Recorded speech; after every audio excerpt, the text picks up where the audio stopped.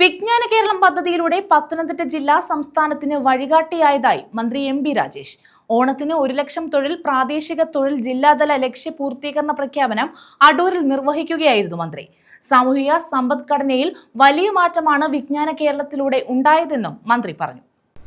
പ്രാദേശിക തലത്തിൽ തൊഴിൽ നൽകാനായി വിജ്ഞാന കേരളത്തിലൂടെ മൈക്രോ മെഗാ തൊഴിൽ മേളകളും സംഘടിപ്പിക്കുന്നുണ്ട്. അയൽക്കൂട്ടാടിസ്ഥാനത്തിൽ തൊഴിൽ കണ്ടെത്തി വിജ്ഞാന കേരളത്തിലൂടെ നൈപുണ്യ പരിശീലനവും നൽകുന്നു. സമഗ്രവും ചിട്ടയോടെയുള്ളതും ആസൂത്രിതവുമായ പ്രവർത്തനമാണ് കുടുംബശ്രീ നടത്തുന്നതെന്നും മന്ത്രി പറഞ്ഞു. ഓണത്തിന് 1 ലക്ഷം തൊഴിൽ പ്രാദേശിക തൊഴിൽ ജില്ലാതല ലക്ഷ്യപൂർത്തീകരണ പ്രഖ്യാപനം അടൂരിൽ നിർവഹിക്കുകയായിരുന്നു എം.പി. രാജേഷ്. 2025 ഏപ്രിലിലാണ് പത്തനംതിട്ടയിൽ ഈ പ്രവർത്തനങ്ങൾക്ക് തുടക്കം കുറിച്ചത്.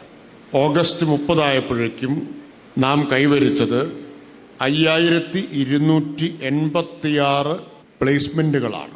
ലക്ഷ്യമിട്ടിരുന്നത് 5000 ആണ്. 5000 എന്ന ലക്ഷ്യം മറികടന്ന് 5286 പേർക്ക് തൊഴിൽ ലഭ്യമാക്കാൻ ഇതിലൂടെ കഴിഞ്ഞിട്ടുണ്ട്. ആകെ കണ്ടെത്തിയ തൊഴിലിൻ്റെ എണ്ണം 8049 വിവിധ തലങ്ങളിലായി. ജില്ലാതലത്തിൽ 5000-ലധികം തൊഴിലുകളുണ്ട്.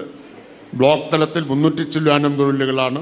തദ്ദേശ സ്ഥാപന തലത്തിൽ 2500. എല്ലാം കൂടി 8049 തൊഴിൽ കണ്ടെത്തി 5286 പേർക്ക് തൊഴിൽ ഇതിനകം ലഭ്യമാക്കാൻ കഴിഞ്ഞു. Mathew T Thomas MLA. അധ്യക്ഷത വഹിച്ചു.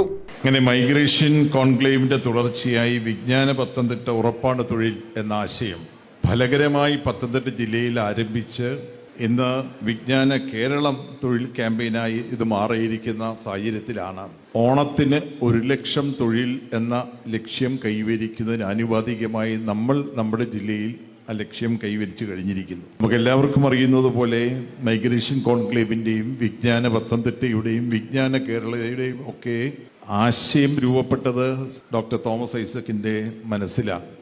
നൂതനമായ നിരവധി ആശയങ്ങൾ കേരളത്തിൽ ഫലകരമായി നടപ്പാക്കിയതിൻ്റെ പൈതൃകം അദ്ദേഹത്തിനുണ്ട് എന്നത് നിസ്സംശയം പറയാൻ കഴിയും. ജില്ലാ collector S Premkrishnan Sevanasree logo പ്രകാശനം ചെയ്തു.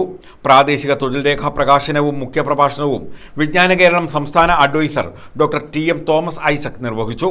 വിവിധ മേഖലകളിൽ മികച്ച വിജയം കൈവരിച്ച CDS, ADS, അയൽക്കൂട്ടം, ഓക്സിലറി ഗ്രൂപ്പ്, GRC സംരംഭക ഗ്രൂപ്പ്, വ്യക്തിഗത സംരംഭക ഗ്രൂപ്പ്, ബഡ്സ്, BRC എന്നിവയുടെ അവാർഡ് ദാനവും ചടങ്ങിൽ നടത്തി. ജില്ലാ പഞ്ചായത്ത് പ്രസിഡന്റ് ജോർജ് എബ്രഹാം, ജിജി മാത്യു, അടൂർ നഗരസഭാ chairperson Mahesh Kumar, Pandalam block panchayat president BS Saneesh Mon, panchayat പ്രസിഡന്റുമാരായ PS മോഹനൻ, S രാജേന്ദ്ര പ്രസാദ്, സുശീല കുഞ്ഞമ്മ കുറുപ്പ്, തദ്ദേശ സ്വയംഭരണ വകുപ്പ് സ്പെഷ്യൽ സെക്രട്ടറി TV അനുപമ തുടങ്ങിയവർ പങ്കെടുത്തു. News bureau, Adoor.